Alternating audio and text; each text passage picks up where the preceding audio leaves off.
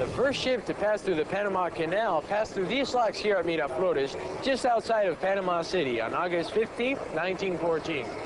The canal has been operating virtually without interruption ever since.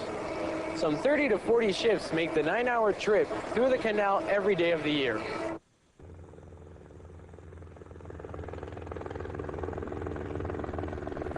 Visitors to the canal often ask why the locks are necessary.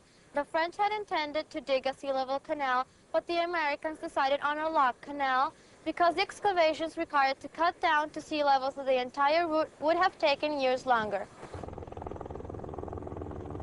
Instead, they dammed the Chagres River at its mouth, creating an enormous man-made lake, Lake Gatun.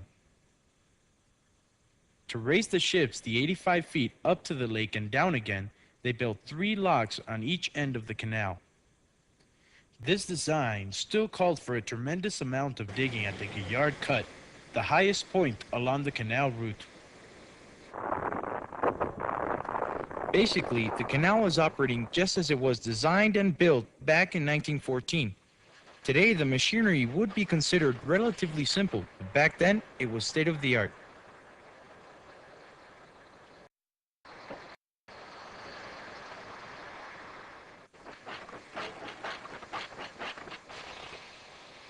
The Panama Canal was an all-electric installation in a day where there were only a few electric factories. Much of the work was done by a new company called General Electric. Ironically, today the small locomotives called mules that guide the ships through the locks are made by a Japanese company. An abundant supply of water in Lake Gatun is vital to the canal because the locks operate by gravity flow. For every large ship that is raised and lowered through the locks, 52 million gallons of fresh water are lost to the sea.